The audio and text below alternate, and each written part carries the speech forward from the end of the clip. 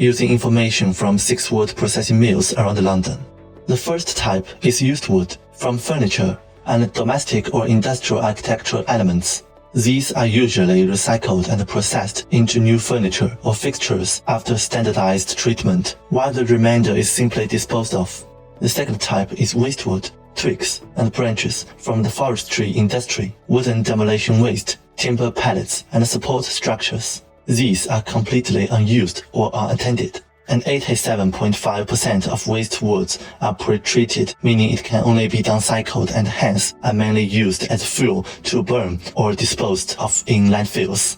Thirdly, there is offcut wood, which can be divided into offcuts from furniture manufacturers and offcuts from forestry, part of which is recycled and reused as small-scale elements, while about 57% of the material is not considered usable and is discarded.